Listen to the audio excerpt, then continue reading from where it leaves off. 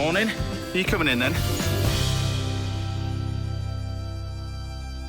Good morning, and what a show we've got lined up for you today. We really have. The headlines this morning are that I'll be joined in the house for the first time by ITV newsreader Lucrezia Millarini will be here. And my very good friend Lesley Walters will be back as well. She'll be dropping by sharing a stunning chicken recipe for us. And we've got incredible cocktails all the way from, your favourite barman, first date superstar Merlin Griffiths will be here. And don't miss this week's Little Masterclass, where we're showing you how to cook with confidence with clams. And that's not all, because I'm also joined in the house by a good friend, and his tales are almost as good as his food. It's the one and only Paul Rankin. Morning. Good to have you, Chief. Yeah, good to have you as well. So welcome back as well. Yeah, thank you. I feel like these people tuning on of a certain age with Lesley, it's going to be like a Ready, Steady, Cook reunion, isn't it? Well, from the last programme, there's a huge response that people... It was almost like the gang is back together again, and they'd love to know all the mischief we were getting up to. There's but plenty. we couldn't possibly tell them. No, not certainly on a Saturday morning anyway. No. So what are you going to be cooking for us then? I'm cooking a really old dish of mine. Right. I'd been living in California for a couple of years. I came back. I brought all that love of spicing and the freedom to do whatever I wanted. Okay. So it's blackened monkfish with curried aubergine. Wow, nice. And it used to be on the restaurant menu. I haven't cooked this for donkeys. Is that like Asian flavours or not? No. Not really. Well, of course, the curried aubergine is Yeah. Asian flavours, but it's almost like a French-style curried aubergine, so it's quite simple. And then the blackened thing is it's a sort of New Orleans type thing. It's really good, yeah, I've been there. It was quite big when I was in the States. They do blackened catfish and stuff. Yeah. Blackened, Cajun chicken, all that sort. So it was all quite new back in the day, 30-odd years ago. Good, so we're going to bring that to the kitchen table now. And I've got a tale about it as well. Yeah, so. You've always got tales about it. Anyway, Yeah. but kicking things off today, a little bit closer to home, not in California. I'm going to make the most of these amazing cob nuts and walnuts that we've got in front of us over here. Because I'm going to introduce you to an amazing supplier in a minute from Kent. But I'm going to start off by talking about this recipe. So we're going to do this simple little recipe. So this is chicken with cob nuts. But the whole thing about this is the crust of it as well. That's where I'm going to use the nuts. So the crust comes in the form of some white bread. And you just take the white bread like this. You don't need to do anything fancy. You can take the white bread like that. You take some lemon, and you use the lemon peel. And I want this sort of umami flavour from the lemon, but also I'm going to get it from a few more ingredients over here. So the lemon goes in. The capers go on. The anchovy, they're going on as well. So just some anchovies over the top. Then we can take the oil of this over the top of that. And then what you want to do is just bake this in the oven until it dries. So it's only going to be about sort of 10 minutes. Oh, wow. Same time as that, we're then going to take our chicken. We're going to season up our chicken pieces, so good amount of salt and pepper, and then start to colour these in the pan with a good knob of butter that's going to go in there. I do love a chicken leg. Do you prefer the breast or the leg? I like...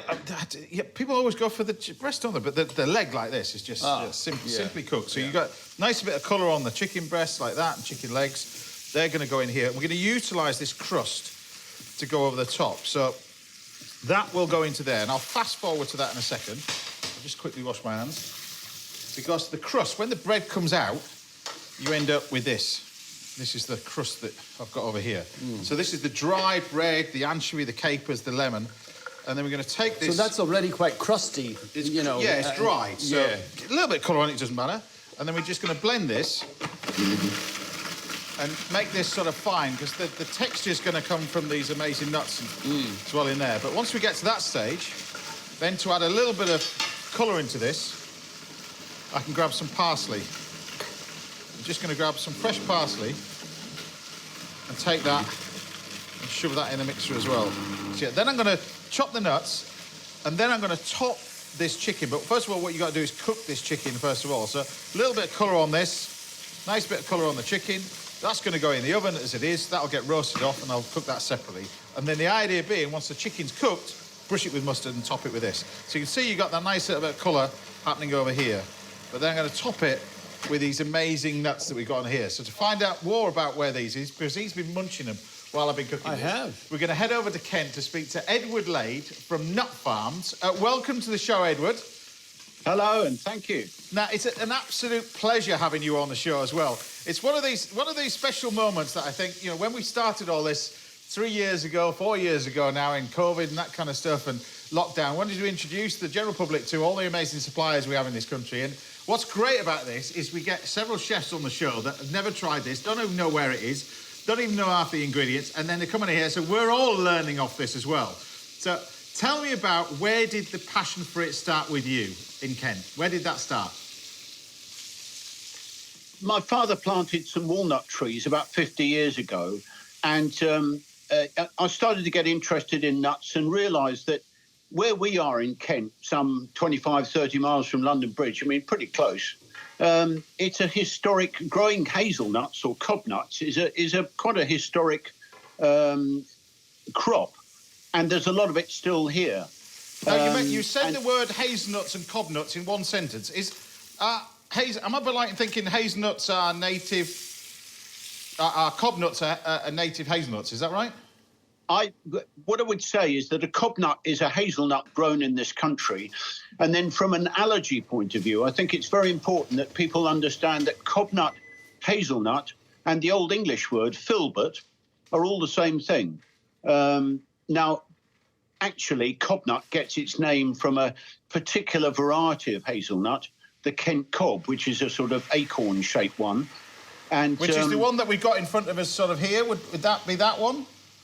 It's the one looks a bit like an acorn, spade-shaped one. Yes, there, yeah. And not the rounder one. Yeah. And so that one. what I found is that, I mean, they're a bit of a pain to deal with. You know, they're not round. Mechanical equipment doesn't recognise them, things like that. But dry bake those in the oven, shell them, clean them up, dry bake them in the oven, and you've got the most amazing flavour. I mean, it's just, it's like a chocolate spread, but without the chocolate. Well, we're talking about flavour as well, and this is one of the fantastic things about meeting people like yourselves, because I thought I tasted amazing sort of, been a pastry chef as well. I've used plenty of walnuts and stuff like that in my career, and cob nuts and stuff like that. Now, I've never tasted anything like these, don't you think? They're quite unique. These walnuts. So tell me about,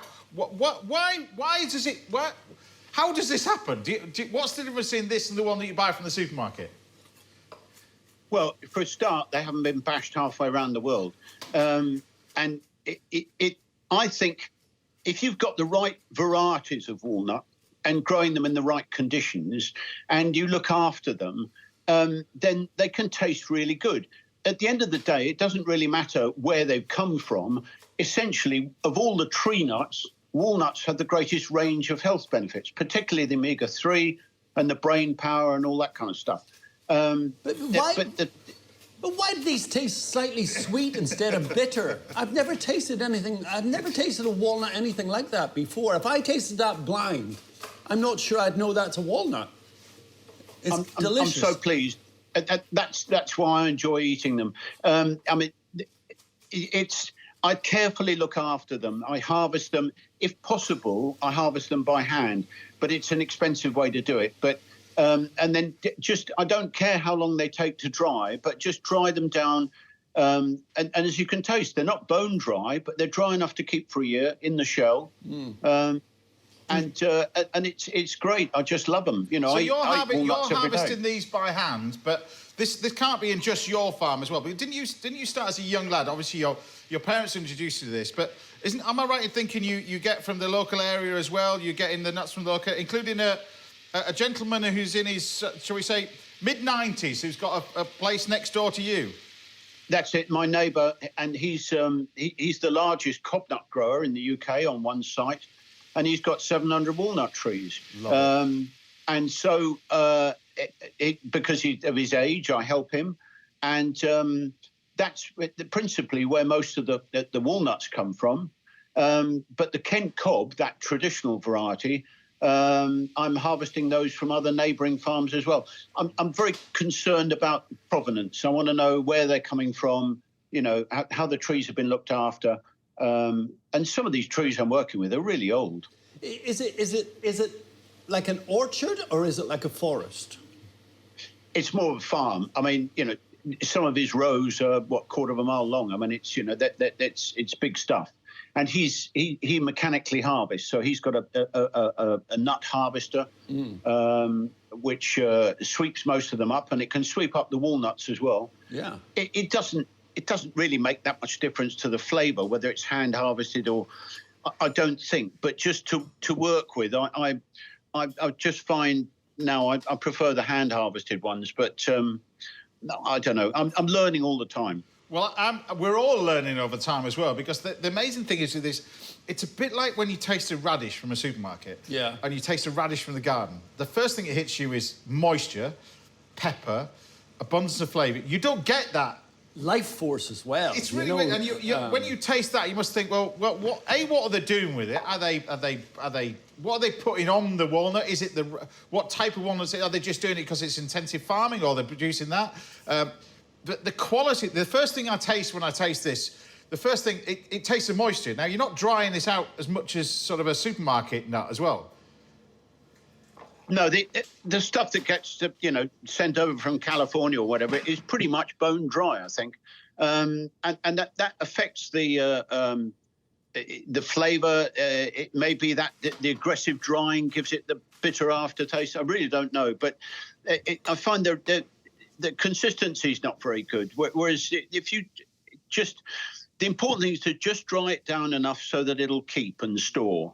I'm not interested in shipping them off elsewhere, abroad or anything like that. I can, my customers and I can eat as much as I can harvest. Well, really. You're saying that, but whereabouts you find it? Whereabouts are you going with this? Are you going to sort of farmers markets? Whereabouts are you selling your wares? I'm really very delighted to be in London's best Saturday farmers market, which is 3 minutes walk from Sloane Square Underground.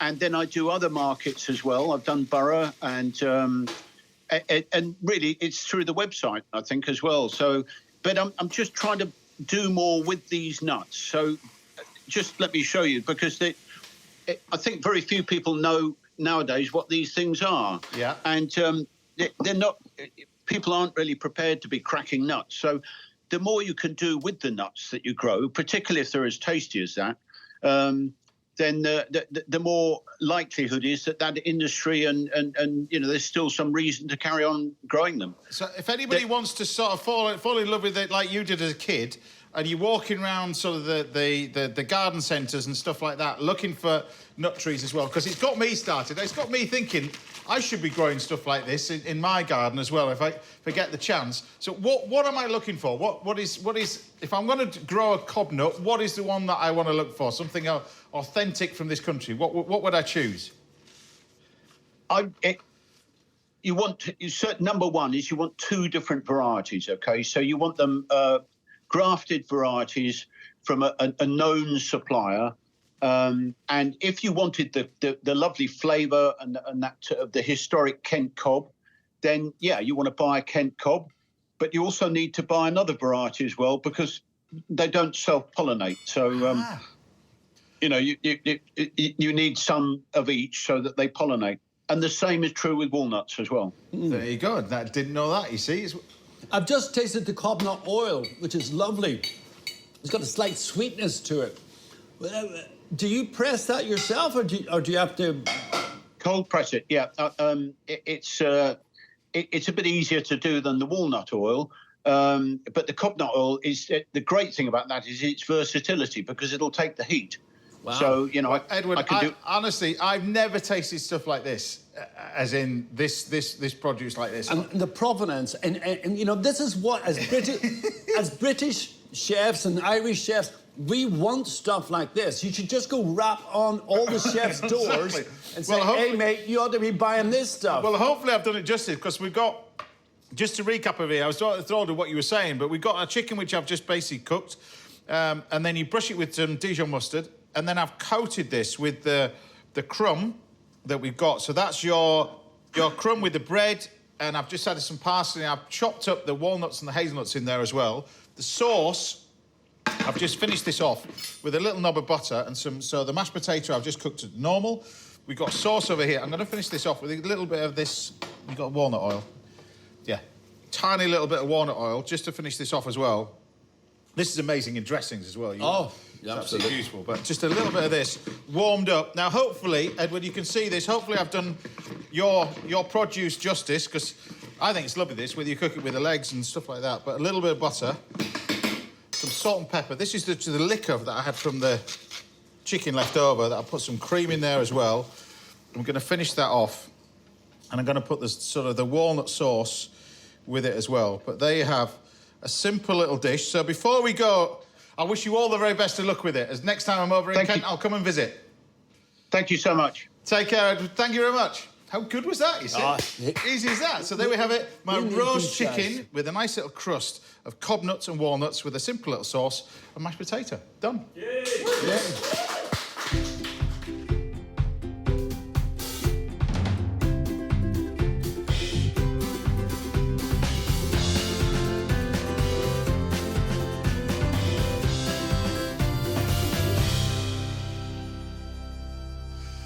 Chef, send it over. You see, I love dishes like this, but most importantly, I love your face when you taste ingredients like that. Because this is what's food all about, isn't it? You never stop learning in this game. Honestly, it kind of swells your heart a little bit, you know, when you think, oh my goodness, that's on our doorstep. But also when you taste it, you think, what have I been doing all my life? Yes. Why have I not seen that before, you know?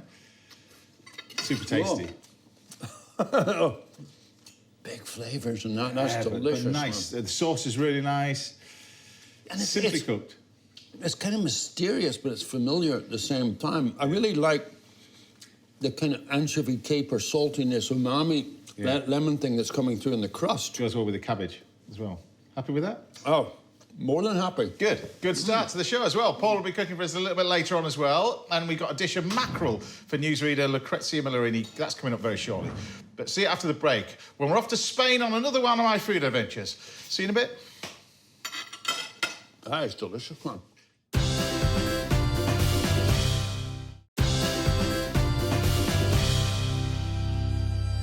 Welcome back. Now, coming up, I'll be enjoying a recipe from Chef Paul Rankin and newsreader Lucrezia Millarini. We'll be enjoying a first course of mackerel very shortly. But before that, I thought I'd take a look at some of the dishes you've been making at home. And these are special this week. As first up, a big well done goes to Philip Lowe, who recreated that pork dish that Jose Pizarro made on the show a few weeks ago. I remember that so well. Cooked it medium rare as well. When you got pork that good as well, it's really, really good.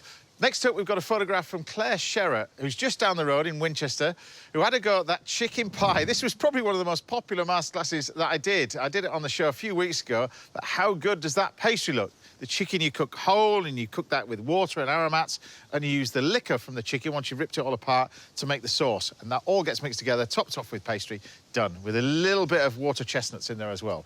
And finally, top marks this week goes to Jill Ward, who made this platter of fish and chips. Now, I'm liking this one. She's getting full marks from me because she's put some proper white sliced buttered bread on the side for the chip butties. How good does that look with mushy peas as well? OK, it's time now for another recipe. We're heading off to Spain again for another one of my food adventures. This week, my travels are taking me back to Cordoba in Andalusia, where I'm visiting a restaurant of one of the city's greatest chefs to sample his famous recipe for oxtail. Enjoy this one. I'm in Cordoba in northern Andalusia, famous for its diverse cultural heritage and flavoursome Moorish cuisine. So far, I've certainly noticed the influence on the local food. One of the things that I've noticed on restaurant menus around Cordoba is oxtail. So I've got a meeting with a rising star of the food world. He's the new kid on the block, the top chef around these parts, and he's going to give us a little masterclass in how it's made. I'm meeting Chef Juanjo Ruiz and his team at Casa de Monolete, which is named after its previous owner, who happened to be one of the greatest bullfighters of all time. Often sliced into chunks and braised for maximum richness and flavour, oxtail is a proper restaurant classic. And Juanjo has revived an almost forgotten method of cooking it, as well as adding his own twist, of course. Chef. I love this kitchen. This is amazing. It's a working kitchen. It's beautiful. It's so beautiful, and you work very easy. Beautiful. You've got a beautiful view. Exactly. No wonder you're smiling, cooking. No, this is a dream. Tell me about this dish, then. This is a very, very traditional dish. Exactly. This is one of the most popular dishes from here, from Córdoba. It's a recipe that is, the people forget this form of preparing the oxtail. The skill is the delicate removal of the meat from the lengthy tailbone, an intricate and time-consuming job. You need more or less a half hour because you need to looking for all these little bits. Exactly. And 1 hour more or less later you have After 1 hour? exactly. Right, okay. Because it's so difficult, no? Here is the ability of the cuisinier, of the chef. When I was thinking of this stew, I was thinking it's cut like oxtail. Normally, all this collagen Yeah. is in the water. Okay. So you have other texture in the sauce. The reason why he's doing this is doesn't want the sauce to overpower with the gelatine that's in the bones. Once the bone has been delicately removed, Juanjo lines it with some lightly cured Iberico ham, before adding a stuffing with some rather interesting ingredients. This is a farsa that made with the higadito, with foie gras and the blood of the bull. What's quite interesting is this all came about through bullfighting, first of all. Exactly. It was a way to use the entire carcass. I'm sure Manletti himself would be proud to know it's still been served from his beautiful former home. And now it's time for a bit of spice. Just a little of pepper. Can I just stop you? The first time I've seen pepper used in the entire trip in Spain. Yes? You. No, in Spain. I don't know, but here it's so popular. And Cloves. this is an Arabic influence. Right, so okay. give this, no more. With the stuffing in, it's time to roll and tie to hold it together whilst cooking. Look at that. So perfect. And here you are. Once that's done, he adds olive oil to a deep roasting pan and browns the meat, before whipping out a bottle of wine. Now, this is more like it. This is a wine from here, from Córdoba. The name is Amontillado, have 25 years. So it's not like a sherry? No, it's not. It's similar, it's the same family. Okay. 1 glug for the dish, and 1 glug for us. With this, here in Córdoba, the people take the cup here. Oh, you do it like that? Like a torero. Sorry, local, Exactly. tourist. It's incredible, eh? This is strong, eh? It is strong. It's sherry-like, but not as strong. And now there's a hefty glug of red wine. My kind of dish. So bay leaves go in, cloves are going in. Then it's the veg, onions, leeks, carrots, tomatoes, and a sprig of rosemary. I can already tell this is going to be incredible. I look forward to tasting it. I'm going to have a look around. Okay, perfect. Juanjo's restaurant is as impressive as his kitchen. The attention to detail is extraordinary and reflects the ties to its bullfighting heritage. These chairs, the backs are leather, bull hide, and the fronts are the inside of a matador's cape and jacket. It certainly doesn't feel like it's been 3 hours before the oxtail arrives. Wow. And after a final bit of prep to remove the string and pull apart the meat, add the sauce, and it's simply served with confit potatoes. They're basically posh chips, so it's beef and potatoes, but like I've never had before. Enjoy. Gracias. Well, the first thing you can smell is the alcohol, which is cooked in. I love treats like this.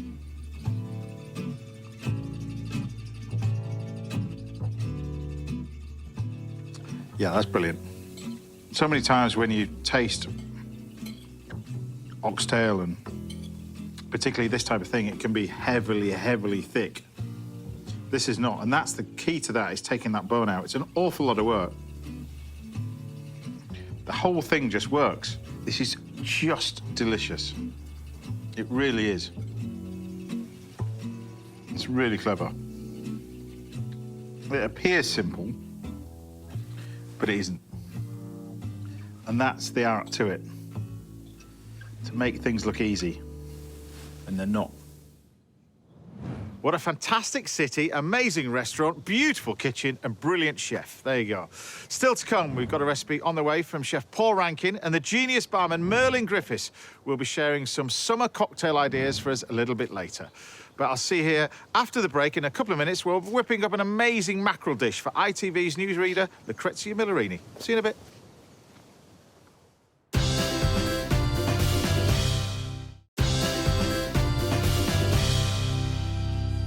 welcome back. Now, a good friend, Lesley Waters, will be showcasing her skills in the kitchen a little bit later, and top barman Merlin Griffiths will be looking ahead by mixing up some amazing summery cocktails very shortly. But first, I'm here with a journalist who's used to making the headlines on ITV News at 10 and has popped up everywhere, from Dancing on Ice to the games, and now appearing in my kitchen table. It's Lucrezia Millarini. Hey! Great to have you on the show.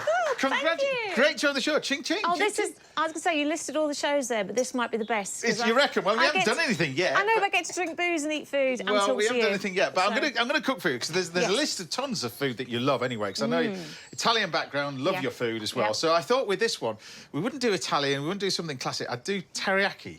Okay, So yeah. teriyaki fish, but fish done slightly differently, with some leeks. So these leeks over here, what you do is you just take the leeks on the barbecue and just Okay. pop them straight onto the coals, as they are. Just like that? Just put them straight onto the Boom. coals, as they are, and you blacken the leeks. And then we're going to do a little pickle with it as well. We're going to do some pickled cucumber with a nice little bit of rice wine vinegar, some sugar and a little bit of salt. That's that one. And the teriyaki sauce is done with, so this is the pickle. We've got some sugar.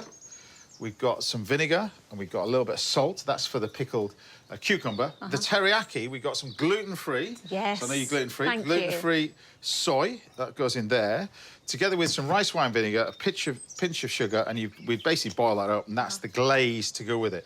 So first of all, where do I start with you, really? But the news has changed so much, hasn't it, Well, over the recent years? I don't know. Social media and all that kind of stuff, it's Yeah. changed the format of the way news is. But I got the feeling, you know, over the last sort of 4 or 5 years, news became a little bit like Coronation Street. You switch it on thinking, what on earth's going to happen this time, you know, with COVID and everything else? I think there has been that. I think during the pandemic, you know, I think news became really important during the pandemic, didn't it? Especially at the beginning. We didn't know what was going on. Yeah. We didn't know what was happening. But then what was that with you in the newsroom? Because it's a What? movable feast, a changing feast. Us in the newsroom? Well, Me I'm in just the saying, newsroom? well, I'm just saying about, you know, because the internet now, Yeah. the first time it leaks, I suppose, is social media. Yeah. And then I suppose for you, you have to fact check everything. Everything, yeah, it's That's really quite important. difficult. I think that is more important now than it's ever been, because, you know, we're a trusted news organisation, we're a trusted outlet, and when there's so much flying around, there's so much on, I want to say Twitter, it's not that, it's X now, isn't it? Yeah. You know, so many, you have to be really, really careful, and I think that's what will ultimately make us stand out from other places where people might get their information. Exactly. Let's put it that way. But can I go back to your childhood Let's as go well? back. My childhood, wow. Yeah, because you know, journalism wasn't at the forefront of it really. No. It was the law was the big thing. Well, kind of. But there was a part of me that kind of grew up watching, and funnily enough, I grew up watching ITV News. And I wanted to do that. I wanted to be a reporter, but I didn't really understand the mechanisms of how to become one or how to do it.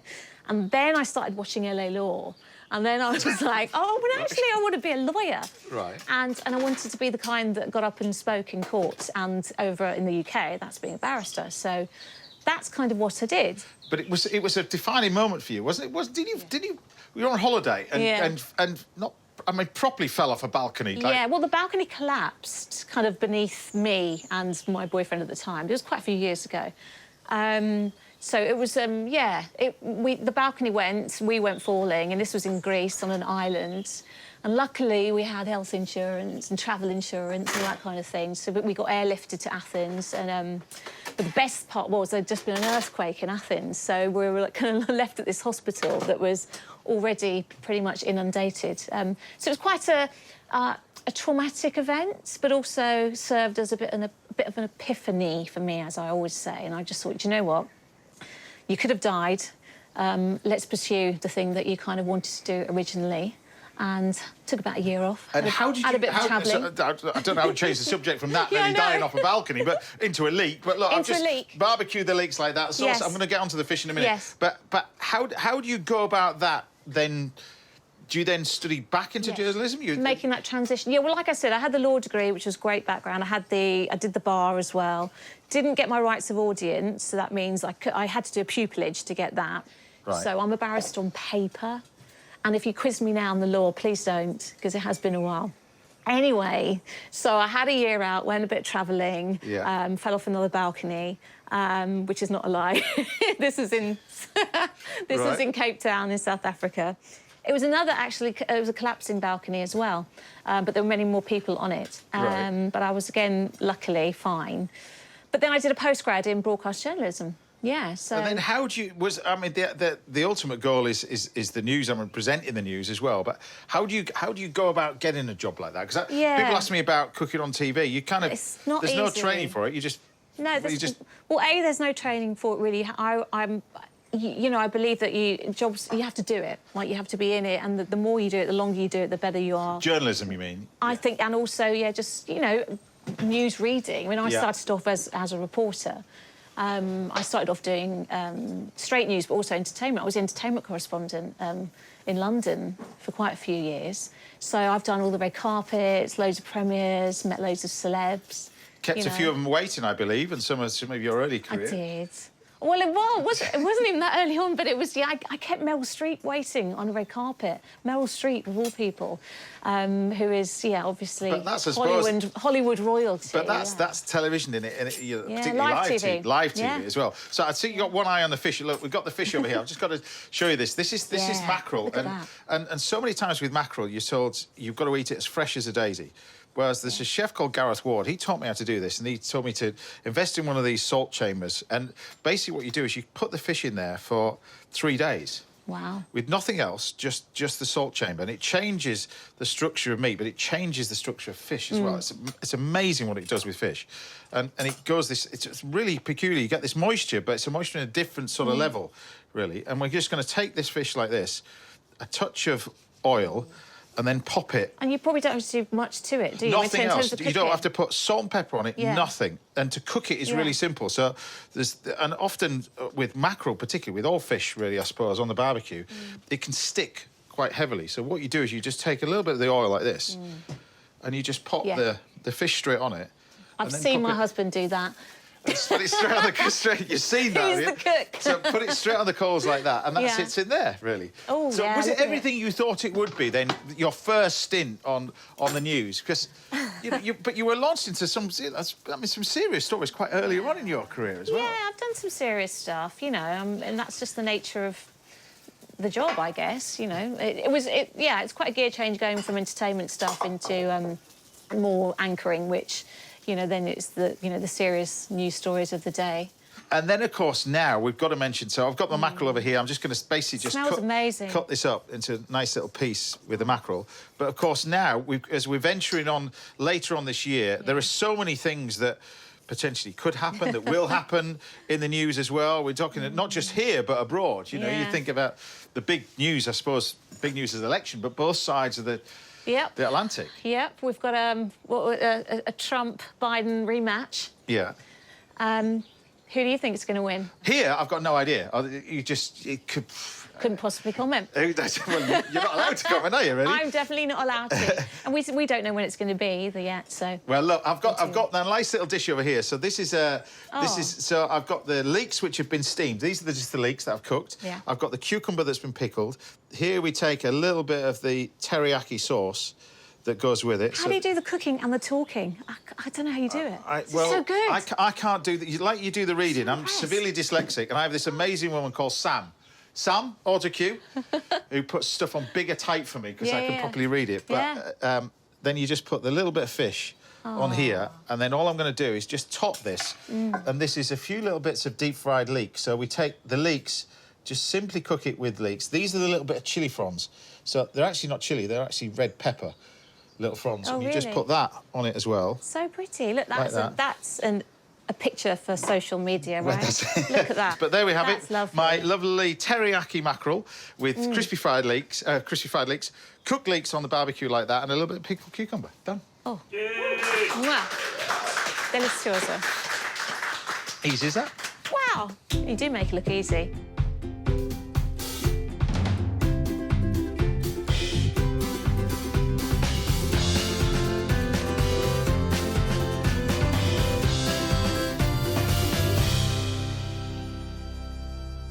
Well, there you go.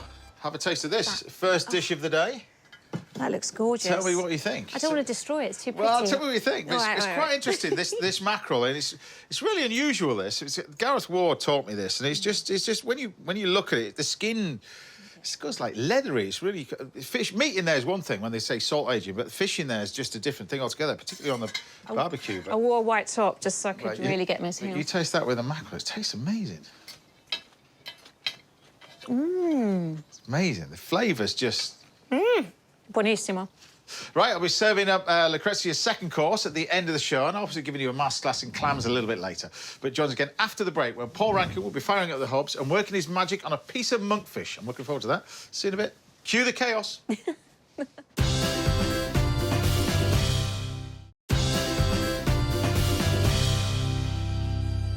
Welcome back. Now, coming up, I'll give you a step-by-step guide to cooking with clams in this week's Little Masterclass, and I'll be treating my guest, Lucrezia Millarini, to a cracking dish of roast brill on the bone. That's coming up a little bit later.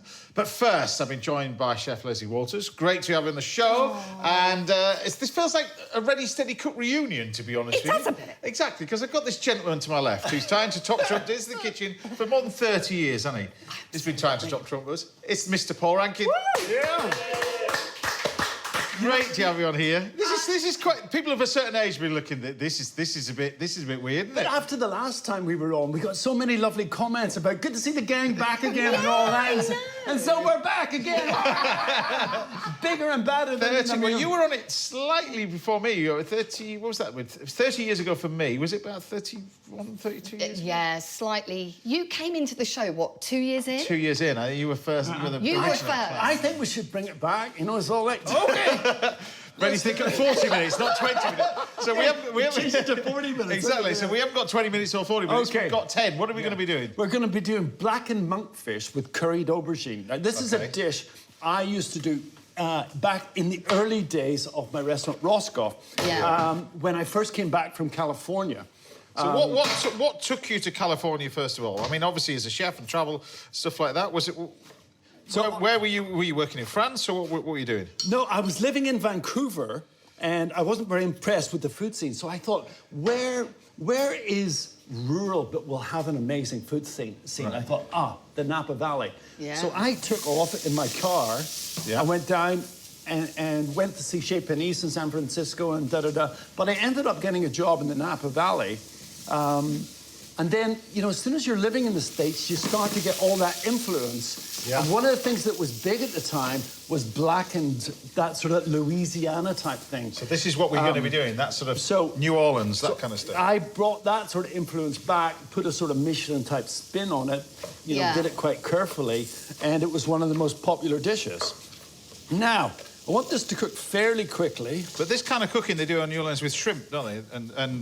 Yeah, they do it with chicken, with pork, etc. I mean, gator and all manner of different sorts of there stuff. was a guy called Emeril Lagasse. Emeril Lagasse was a famous New Orleans type chef who did a lot of telly. He was kind of like the Brian Turner of American cookery. And he had this thing where he'd add the spices and he'd go, bam, bam. You know, that's the flavor, bam, you know?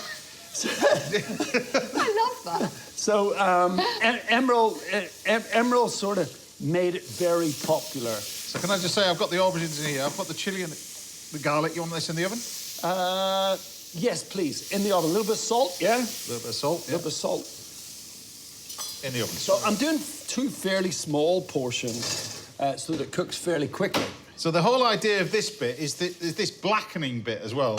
Yeah, and the reason why I ended up putting it with curried aubergine is that the spices that we have, they're not completely dissimilar to spicy Indian food, if you understand what I mean. So it's an American version. So we've got some dried thyme, oregano, white pepper, black pepper. Yeah. Okay. We have garlic powder, onion powder, cayenne pepper. Yeah. And then to that... And a little bit of Spanish influence as well. So well, it's really just layering up the spices, isn't it? Paprika and salt. Yeah. And we just need to grind that down a bit because we need the oregano, because I lived in the States. I say oregano, but, you know, they say Oregano over there. oregano. Vitamin, Yeah. tomato, potato. You say Well, potato, I that say smells like potato. New Orleans, which we've got in here as well. So you got that amazing sort of smell from that. If you smell that, it's like... Oh, wow, yeah. Lovely, isn't it? So you know, Not too powerful, but powerful enough. I wonder, was I the first person ever to do like Cajun chicken in the UK? Because when I did my cafe, I did Cajun chicken sandwiches and stuff like that. But just get You want that- some ginger in there as well, or not? Not In the sauce? In the sauce, a little bit of ginger in the sauce, yeah. So now what we do here is we actually roll it in the spices. Lovely. So in there you've got the trim from the monkfish. Yeah. You've got the ginger and you've got the shallots. Do you want some wine in there? Give it just a second, then we'll put some wine in. Okay. We've got all day, don't we, James? So one of the reasons why I'm doing this is that I've got a story. Not another story. I was visiting a mate in London, and I get invited to another mate's house for dinner. They have the big family dinner, and I go in for dinner, and he's cooking blackened monkfish with curried aubergine. And I'm going to tell you his name. It's Vincent from Fulham. All right, Vince, boy, the recipe's thief. The recipe's thief.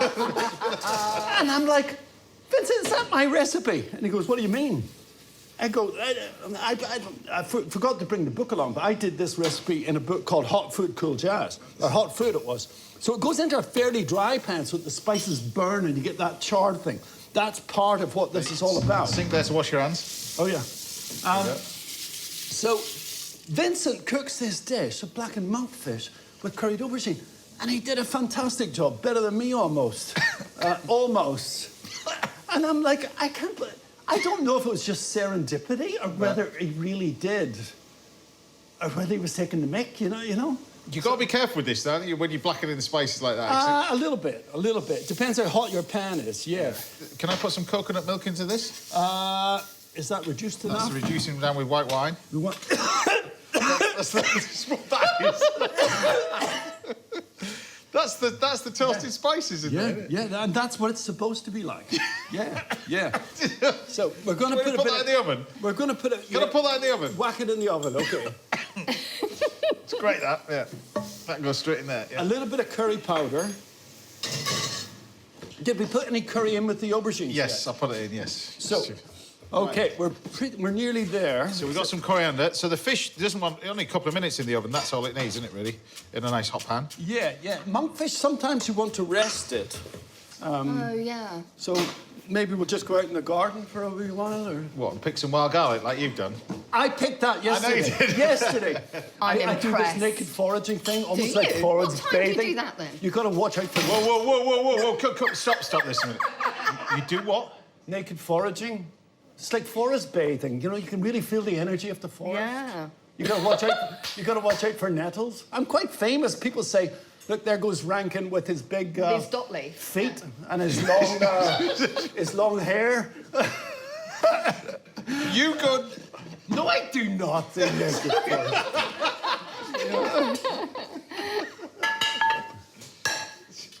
No, I try and get out for a walk every day because I love that connection with nature, you know? And it's so beautiful, especially, you know, it's sort of early summer now and things are really... They've got This is my favourite time of year. You know, and... Promise of summer. We're looking forward to strawberries and peas and all that sort of thing, you know? And those are flavours. That nature thing is so beautiful, so magnificent. Right, so I put some coriander in the aubergine. So how do I make this work again? So, there you go. I just need to take that down slightly. Quite small leaves of wild garlic. I wouldn't normally do this. It's just I was out and I saw it and da-da-da-da. And then I've got some wood sorrel to garnish. I was going to use coriander, but there's so much of this around. It's kind of like shamrocks. And they arrive around St. Patrick's Day. I'm just envisaging you picking that naked in the woods. And the nettles and go, ow! It's a view that I can't ever forget. I'm not going to be able to sleep tonight. No, sleep. It's going to leave me scarred for life, that. Right. Okay, so this is quite a casual dish, really. Right, there you go. So That's hot. It's hot. yeah, is there a big spoon? Big spoon, yeah.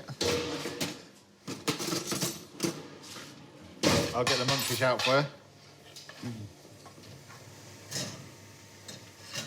Wow, look at that. Oh, wow, that looks so beautiful. That looks so gorgeous, doesn't it? Perfect, that, Chief. Juicy Lucy. Yeah, nice.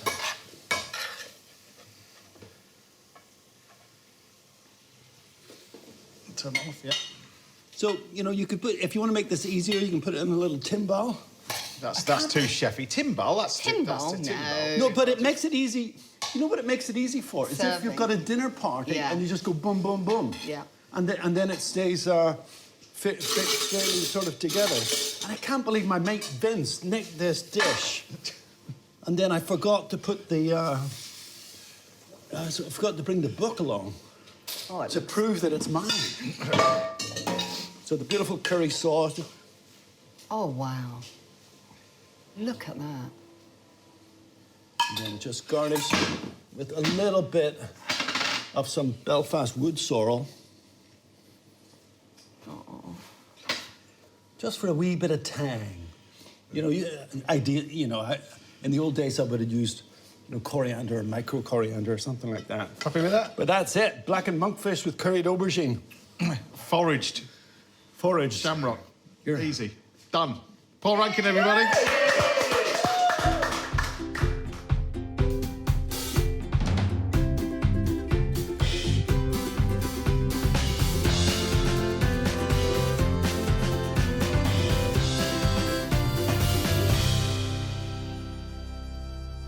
Bon appetit. Bam! Thank There's your BAM flavours of the blackened monkfish. Wonderful. I love the sort of glazy crust on the outside. It's got a kick, but Yeah. not too much. That's nice. Yeah. Nice spice. Great there. Oh, Paul Rankin, everybody. That's a masterclass in its own, right? I enjoyed it. It's like a blast from the It's past. great. I enjoy cooking it with you as well. And we've got a masterclass in clams coming your way very shortly. And also, I'll be treating newsreader Lucrezia Millarini to a slap-up lunch a little bit later on this morning. But join us again after the break when Lesley, Paul and I will be heading outside for a taste of summer cocktails from the one and only Merlin Griffiths will be here. See you after the break. Sounds dangerous, doesn't it? Lovely.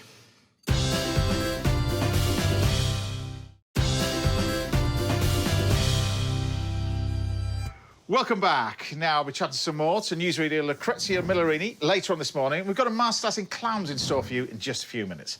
But before all that, I'm outside with Paul and Lesley. We're about to look forward to some more cracking drinks from a man who's a walking, talking encyclopedia of cocktail knowledge. It's the brilliant Merlin Griffiths. Thank you. Love to see you. Yeah, we'd love to see you as well. Before you crack on, what are you going to be doing then? Excellent. So, I am looking ahead at summer at the moment, hence wearing yellow today. And so, at my house, I think there are 3 great occasions in a day in which you'd like a cocktail. One is a little aperitivo around lunchtime, which is where we're going to start, with a beautiful floral drink. So where is this from then? Where are we going in the world? Is this? This is going to be resolutely English because we're going to do a gin-based aperitivo. You think normally a gin and tonic, OK? Yeah. I'm just going to do something slightly different here. I want to use a flavoured gin, so we're going to use a grapefruit and pomelo flavoured gin. There are several available out there. Yeah. Where is it? Here we go. With some fresh lime and a little Cointreau, just to sort of mellow it out. OK. Does it really taste like grapefruit? Has it got a good grapefruit It's whiff got to a it? fantastically fresh and zesty flavour. And as I say, there are quite a few to choose from these days. That's quite a lot of gin for this time of the day. Well, This is we've just for heard about lunchtime. This is just for lunchtime, Mr. Rankin. See if we can get a shot of Paul and Lesley falling off their chairs. you. Sounds like my sort of cocktail. But it's not just... I mean, this year's busy for you because you've just opened the pub, but also you're doing an amazing thing for charity as well. Stand Up for Cancer, you're doing this amazing bike ride. Yeah, that's right. Yeah, Land's End on a Groats. Are you a proper cyclist then as well? Well, I used to be a proper cyclist. Oh, yeah, well, you know what I've it now got to takes. become one again. It's fantastic. You just need to take a flask of that cocktail with you and you'll be fine. or open a pub, you'll get fit. yeah, exactly. Right, so we're going to give that a quick rattle. So you don't put any of the tonic in it, or you... Well, instead of tonic, yeah, you spotted it. We're going to use a rose lemonade. So we've got these beautiful floral flavours. This is something fresh and fragrant. You know, it's almost like a chef building up flavours. This is what I love about... But you're teaching people the art of barmanship. Do you call it barmanship? What do you call it? Bartending? What do you call it? Bartending. Bartending. You're teaching the younger generation that, though, are you? Yes, that's right. Yeah, well, now we've got the pub open and we've got staff. We do a few mixed drinks there as well. It's not just beer, and not just beer and sandwiches. Right. Basically. So this is your rose lemonade that's going there as well. That's right. So there you have a beautiful rose garden spritz. That looks Nice so pretty, and easy. doesn't it? A little wedge Goes of with lime your over the shirt, top. James. Exactly, but the key to this is the taste of this, because this. It What is. do you do with the straw? Please. You can have a straw, no straw, completely up to you. There you go. I'll put There you that go. one there. It Just depends. straw? Ladies sometimes like a straw, I think. 'Cause No, no, lipstick. don't No, give me a No, straw. Leslie's there you not. go. No. All right. Leslie, I don't I've known like her a 30 straw. years. A bigger glass is what usually is, isn't it? I shall bear that in mind. There you go. Thanks for getting him in, James. There you go. And it's a lovely colour. Look at this. It's bright. It's red. Oh, Matches your yeah. shirt. I have to say, I do not like gin and tonics, so this is a lovely alternative. What a difference for me. Cointreau does to it, doesn't it? Yeah. Yeah. Just that little extra orange. Cointreau is a beautiful liqueur. It's hard to beat the simplicity of Cointreau. And you know why it's what got a it square adds. bottle? Because it's oranges from 4 corners of the world. I didn't know There that. you go. Yeah. That's why. He's a mind of knowledge. I told you at the beginning, this encyclopedia, that's what it is. So where are we going now, then? What are we doing next? So now I would throw into the afternoon. Now, you've got to bear in mind, summer again. Is this Azure about 2 o'clock? skies, it's blazing down. About 4 o'clock, the sun is properly blazing down. You know, you're catching a few rays. Yeah. You need something big and icy and cold and almost a bit, dare I say, a bit like an ice lolly. So this is a drink that I've modified from the very popular passion fruit martini. Yeah. And it's also, interesting enough, this is a first date staple for us as well, and has been for a few years. A drink I call the Sexy Beast. The Sexy Beast. After Ray Winston in the movie, where he's lobstered by the pool at I the beginning. thought you were going to say James Martin. Not me. Right, so what have you got in here? What's this? So we're going to start with a little vanilla vodka in there. Vanilla right. vodka. Again, a staple of the passion fruit martini. I'm using a Swedish vanilla vodka. Well, Can I smell them? And a little Astonishing. Passoa, what's Passoa? I've seen this before, but what is it? Brazilian passion fruit liqueur. Right. Rather nice. What is that? Is that gin-based, or is that, what was that? Just... I think it's just neutral grain-based. Right, little okay, bit. all right. Yeah, Buy that double in check Tesco. on there for me. What is that you're putting in there now? So you can buy passion fruit syrups in shops. you make that? I make one. Yeah, I make one, and again, I get a little bit chefy with this one. You know, I adjust it with a touch of lactic acid and a little citric acid in there. We vacuum pack it for a few days and make a syrup. Wow, okay. In a way, you could sweeten it up a little bit and put it in a sorbet machine and make a beautiful sorbet, Well, wouldn't funny it? is that if you taste that, Tastes quite similar. that's a little bit. There's a pigeon scarer going off in the distance. This is quite. They've got like a syrup, it's sugar syrup, isn't there? It's not sharp. You think that's. So there's no You think alcohol that's in that, passion is fruit, but it's quite sweet. Yeah. And then all I've done is It is take. quite sweet. Yeah, very sweet. Oh, it's quite and if you're exotic. It's almost like a lolly. Yeah. Well, that's what he said. Very, very much so. And if you're familiar with the ubiquitous passion fruit martinis of today's bars, you'll recognise that flavour. It's yeah. Do we have to finish this one before we get... What have you just put on there? Right, so a little passion fruit over the top, a Right. sprig of mint, get in there. This Just look at that. is wonderful. Oh, there you go. And what alcohol's in this one again? So this is Prosecco vodka-based, basically. Vodka-based is your main base Vodka there. and Vanilla Prosecco. vodka. That's a different. That is unbelievable. What? Right.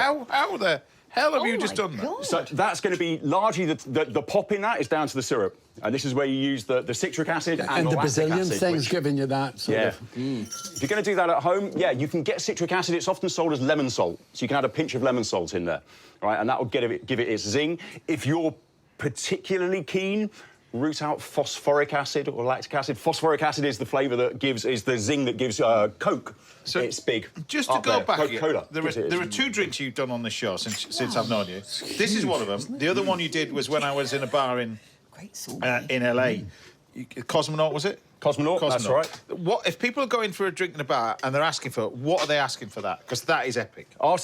Basically, you want to ask them for their passion fruit martini with the Prosecco in. Get it served along with crushed ice. You see how people get it with the shot of Prosecco on the side and they pour it in there? It's a similar sort of approach. So Just if you take it ask for along. a sexy beast, you won't get that. You'll get a James Martin. Hopefully one day, maybe. Yeah. In a pink shirt. Hopefully one day. I love it. Get it away from him. I knew it was a bad idea putting them in this item. But anyway, right, where are we going next? Right, so... Before he falls off the chair. Well, exactly. We've made it to afternoon. He's asleep on the sun. Look at me. Look at me, Mum. Right, Grandad's asleep. Yeah, That's right. We're now going to have a like nice Gaza. big barbecue or a barbie or a braai, whatever you want to call it, but some good grilled meat, I think, is always lovely in summer. And at the end of it, a nice digestif. So we're now late evening, right? Yeah. Traditionally, Mexico, you can drink tequila both ends of a meal, or mezcals, both ends of a meal. Sometimes they have it as an aperitif, all right, with a little lime and a little sort of salty, spicy snack of some sort, OK? But you can also do it at the end with a little sangrita. And so I'm going to make a nice sangrita to go with our mezcal. I've never tasted anything like that. I can't stop drinking it, but I've got to stop. It's so complex. It's goes... It's amazing, isn't it? He's put something secret in it. But it's He's looking naughty. He's looking naughty, very naughty. It's the sherbety bit to it. Is that what it's? Yeah, that you've got a fizz to it as well, but it's really clever. It's very clever. But really refreshing as well. Really clever. So what do you put? Your blood orange in there? I've got blood orange. Well, yeah, you can use orange juice, but I came across these on the way down, and I thought, well, why not use them? Because they are, you know... Well, they're banging season at the moment as well. Exactly, With blood oranges and grapefruit. So Great why would you not? So we've got grapefruit, orange and lime. So I'm building up this triple citrus. So is this in two parts, this cocktail? Then? Yeah, that's right, yes. It's a sip and a sip. So traditionally, sangrita, meaning little blood, in Mexico, was made from the juices of a salad called pico de gallo. Yeah. And the juices that you need to strain off before you serve it would be mixed with just a touch of pomegranate to give you a little blood to have alongside your mezcals or your tequilas. Obviously, so pico de gallo is your classic fresh tomato Mexican salsa full of chili and stuff in it. Exactly, yeah. It's got a little chili, onion, doesn't it? Just chili, onion, nice Roma tomatoes that you need for them. You see, they've got those big, rich tomatoes. I don't know about you, I struggle to get really good, rich, ripe red tomatoes in the UK. But I'm going to use a little beetroot, because we've got loads of beetroots in the UK. And that's going to give us the nice red colour rather than the tomato. Love this. Oh, beetroot cocktail, that'll fly out the door. You see? Don't tell them there's beetroot in it. It sounds counterintuitive, but trust me, it'll work. All right, there we go. I'm just going to pop this into a blender. There you go. We've got our lovely mix there with a little chipotle for smoky flavours. So this is the powder? Yeah, I've got powdered chipotles. Smoked Which is, if you're not familiar with chipotle, chipotle is dried and powdered jalapenos. Yes, the green chili when it's left to go ripe on the plant. And then a little beetroot. I've got beetroot juice here. I've juiced this myself from fresh beetroot, but you can You can buy it, can't you? You can. You find it in the superfood section, don't you? You know, with all the other healthy things. That's right. And why do you blend it and not shake it? Why is that? Because it's just because there's some extra pulpy bits from the juice there where I've been squeezing fresh, and I think it just amalgamates it a little nicer. Yeah. There you go, and it just gets a little thicker. Yes, as you've noted, be very careful working with beetroot. It stains everything. I've been noticing that your mezcal and your tequila look incredibly boutique and expensive. These bottles that you've got here. I've got. Well, and why not? Can you taste it in the cocktail? That level of quality? You absolutely can, Paul. You absolutely can. And I've always said, drink less, drink better. Yeah. Really. I think Top tip. Yeah. Honestly, there's nothing quite like having a really good spirit. You do it with a whiskey, won't you? You have a really nice whiskey. So why shouldn't you have a really nice still drink a lot of it. So I'm just going to strain a bit into there for you, and there we have it. I've had a little pinch of salt at the end. So this is just juice. Yep. So there's no booze in there. No booze in this bit, because that's going to be served alongside. So as I say, it's just a nice sort of 1-2 and a lovely way to wind down at the end of the day. A little bit more in. I'll pour a little bit more in. Go on. Check a little bit more in there. Time. Indeed. So when are you doing this cycle ride? Then when is? Because people can come out and cheer you on. When are you doing this? Is a group of you doing it? Yeah, there'll probably be about 700 or 800 people on the whole ride. In all fairness, and that will be in September. Yeah. We've got our, you can see, sangrita. That's almost like the antioxidant cure to go with the alcohol. Well, I was going to say, you see, when you're... How's that? Perfect. When you are dealing with alcohols, I would never claim any health benefits either. So what are we doing with these two? What is this? So take your pick. Would you prefer tequila or mezcal? Is there a worm in the mezcal? There is not, Paul. There is. This is pechuga. which is a very rare kind of mezcal, and something very interesting. It's distilled with a few spices and herbs in the still, but also, get this, no worm, but a turkey breast. You're kidding. I'm not kidding. They distill it with a turkey breast in the still. You could be making this. I've got no idea. People there going, what a... Just... Really? Coming round. How are you supposed to drink this? So what is the difference between the two of these, then? What is the difference? Right, so tequilas are 100% Weber Blue Agave, what we commonly think of as a cactus, but actually a member of the lily family. So it's a very specific type of plant, made in a very specific kind of way, and they're also cooked in stainless steel ovens called autoclaves. Mezcals, on the other hand, they'll use a whole variety of agave plants. Right. And when they chop them down, they cook them in underground ovens, usually, clay ovens and underground ovens with smoke and fire. So your taste on this, they've got a real smoky flavour to them. So what do we taste first of these? This... Either or, completely up to you, but I recommend probably a sip of mezcal followed by a sip of sangrita. Have I got any more work to do after this? A little bit. I got Sip and sip. But see, this is a wonderful digestive. And as I say, you can imagine this after a big, smoky barbecue. Smoky. I can't taste the turkey. No, you won't. You see, Why the hell did they put a turkey in it? I know, it's a very strange thing. It's something old and traditional, and I've asked a few people who sort of know about these things, nobody's been able to give me a rational answer. Tell you what, that followed by that. Who needs... That on its own... Who needs I'm going, borscht? well, that on its own, you go, ooh, but with this... with that. Like, cleanses the palate at the same time, doesn't it? See? I've got to try But it's it the again. heat you get with this. And that's the chipotle chili that you put in there as well. Together a little bit of spice, but... Yeah. Wow. Let's talk turkey. Exactly. That's my... That'll be summer at my house, and you would all be welcome. That's my... Exactly. Like he is, and welcome at my house. Brilliant. Merlin Griffiths, everybody. Legend. Good luck with the bike ride. Good luck with the pub. Exactly. You going to stick around for the rest of the day? Happily. Fantastic. OK, Lesley will be treating us to a brilliant chicken recipe a little bit later on. Let's just move this away from her, because she's cooking next as well. That's it. And I'll be serving up some roast brill with Jersey rolls and asparagus. Lovely.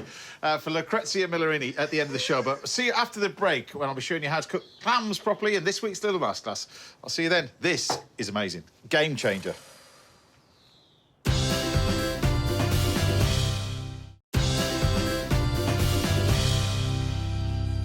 Welcome back now. Chef Lesley Waters has got a chicken recipe in store for us next, and I'll be chatting some more to my fabulous guest, Lucrezia Millarini, at the end of the show. But first, it's time for this week's masterclass, and this week I thought I'd show you how to cook clams, because I know it's something that a lot of home cooks get very nervous about, and they really shouldn't, because these recipes are so simple, and it's really simple to prepare, really. So the first thing we're going to do is, pour ourselves a glass of wine, to be honest with you, because we need two dishes. You do one from Spain, one from Italy. Classic vongole. So first of all, to cook your pasta, plenty of salted boiling water, like that. No oil in the water. Then you take your nice little bit of spaghetti. That's going to go in there. And that's going to just sit in there, and we'll just gradually get that cooking nicely. Follow the instructions on the back of the packet, really. Different pastas take different amounts of time to cook, but that's just going to sit in there, and we're going to cook that nicely. So that's the pasta bit, first of all. So we started off with the clams that we've got in here. Now, if you think about clams, you think probably there's only 3 or 4 different types. There's actually 15,000 different types of clams around the world. And some grow to a year old, some grow to 400 years old. Very different sizes as well. If you ever go to the markets, particularly around Spain and Italy, you'll see such a range and abundance of different size clams over here. But in the UK, we've got these things called natives. Pollard, these are called. Often called carpet shell clams, which are these ones over here. These are the 3 that you'll get commercially, really. These ones over here, Manila and American, are another 2 different varieties that you'll get commercially. Then, of course, you can break that down. You've got the razor clams and everything else. But usually just a handful of clams available to you anyway. But these are fantastic. And I'm going to do 2 dishes for this. Like I said, we've got the little vongole over here. But with this one, we're going to visit Spain. And for this, I'm going to do sort of a baked clam dish. Really simple. So garlic, we've got some tomato pulp over here. I'll explain what it is. But what we're going to do, first of all, is just take the garlic and chop it up into pieces. This is really quite simple. And I think that's the essence with cooking clams. You can treat them like the French would do a mariniere, really simple, like mou mariniere with cream and a little bit of garlic, that kind of stuff. Or you can just do this as a tomato base. It's really that simple. So I've got some tomato pulp over here. This is just tomatoes that you cut in half, and with a grater, you just grate the tomatoes. You'll see this all over Spain, this tomato pulp. This mixed together with a little bit of garlic and olive oil is your famous little bit tomato bread that you get as well. But we're just going to take our tomatoes like that, the pulp, pour it onto there. There we go. It just creates an amazing, simple little sauce. That's going to go on. In we go with the garlic. Plenty of garlic in either of these dishes, to be honest with you. There. And then I've got some chorizo. So I've got the soft chorizo over here. I've got the firm chorizo. Either way, the one to look out for is picante, which is added paprika. It's a little bit more spice, really. This is where you'll get that amazing oil, that lovely flavour from it as well. So when you do this, just chop it all up like that. And chorizo and bacon, stuff like that, lends itself brilliantly with clams. Not so much with mussels, I suppose, but a little bit. But the clams, really, the flavour of that and chorizo is just amazing. So you just take that and we'll just slice it all up like that. Now, like I said, I've got this one. You can use the soft skin one. It's entirely up to you as well. Either or. But try and not get one that's too dry. That's more like a salami that you're going to use as well. So once you get to that stage, we can put a touch of chilli in. Again, it's purely optional. A little bit of chilli in there, over the top, like that. And then you can grab your clams, like this, and just pop these on here. Now, the great thing about clams is they're almost available all year round, really. These are from the south coast of the UK, but these really are delicious. They really are. And you just take the clams like that, allow them a little space to open up, which you've got, like that. A touch of olive oil, good drizzle of olive oil. There we go. And then I'm going to grab some salt and some pepper. And then I've set the oven quite high, about 250 degrees, really, for this. So, nice hot oven, because you only want to cook these for between 6 and 8 minutes, something like that, in a hot oven. No more than about 10 minutes, just to allow the clams to open up. So they're just going to go straight in. And once the clams are open, they're going to be done. Meanwhile, over here, I'm just going to swap this over now. So I'll just make sure the pasta's cooking away nicely, which it is. There we go. So I'll just swap that over with that one. And then we can get our basis for our vongole on. So classic vongole, garlic, lemon, chilli, clams, parsley, wine. Really, really simple. And you're going to take the nice little bit of garlic like this. And we do this in 2 parts, really. So you take the garlic, a good glug of olive oil. It's going to go in there. And then just pop the garlic in. Now, I'm not going to colour the garlic. I don't want this to go brown. So while that's just sautéing off, now we're going in with our white wine. That's going to go in. Good glug of white wine. And then take our clams. And these can go straight in. Pop the lid on. And we're going to cook that for about 2 minutes, just till the clams open up. And I'm going to take them out and reduce that sauce down. So while that's happening, I'm going to have a nice glass of this, and you can have a look at the garden. Off you go. See you in a bit.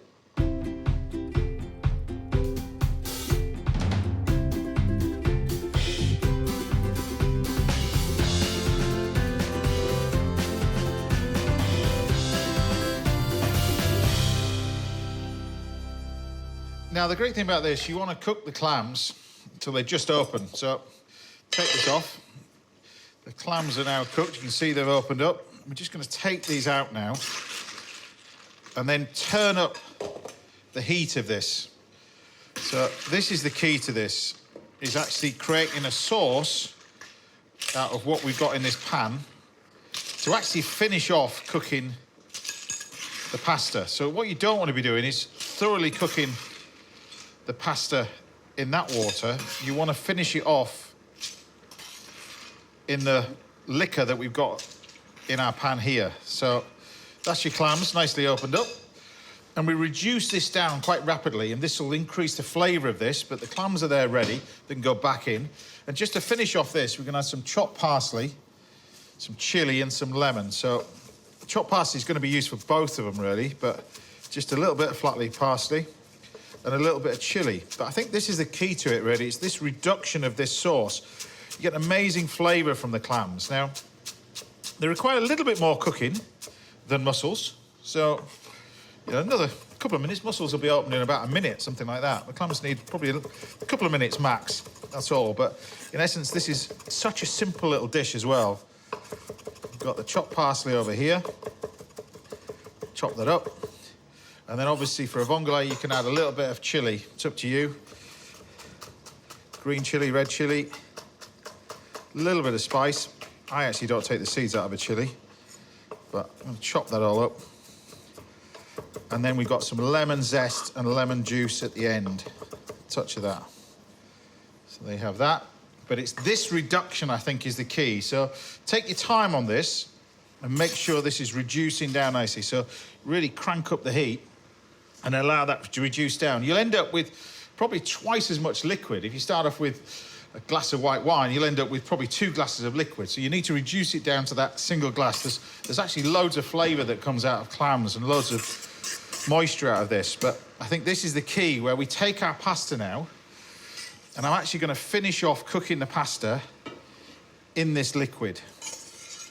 So pop the pasta in, drain it off. Like that. And this is where you get the amazing flavour of that classic vongole, where you get everything cooking in the same pan. Now we can add a little bit of chilli as this reduces all down. And then I'm going to put the lemon and the parsley and the clams right at the last minute. So it's important not to thoroughly cook the pasta in the salted boiling water, is to actually finish it off in this water. And it'll all start to come together. Finish off the cooking and absorb it all in. Have a little taste.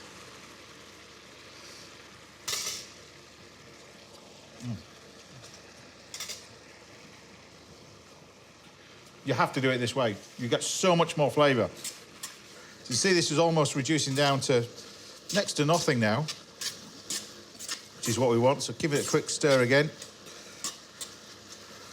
Looking good. Right, in we go with our clams.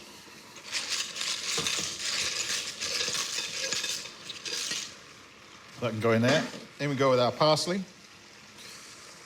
And then we can mix this all together. Look at this. Your classic vongole. Turn that off.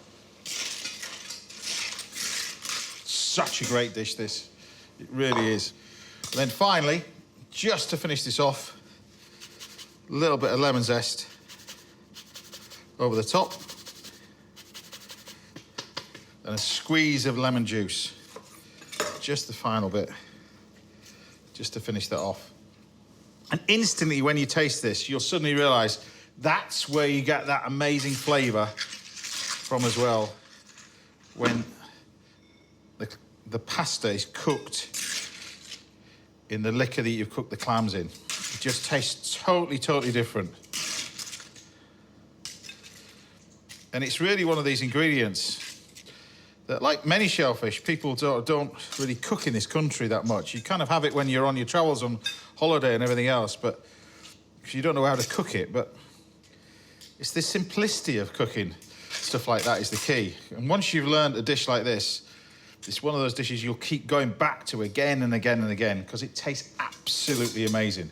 So there's your little vongole, and that's a little bit of Italy. Now for a little bit of Spain. Because this, you can just lift out. Look at these. These clams lovely and open, look. Just pop open. Such a wonderful little dish, this. Simple, simple cooking. A little bit of parsley over the top. Over the top of that one. And a little glug of olive oil over all of them. And there we have it.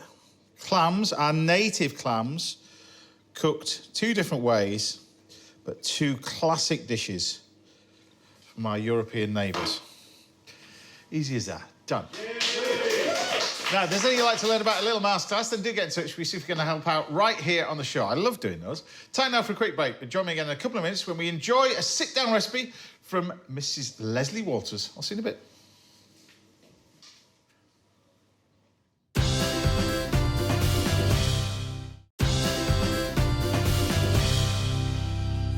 Welcome back. Now, we're serving up a show-stopping plate of brill for newsreader and Lucrezia Millarini at the end of the show. But first, I'm here with Merlin and Paul.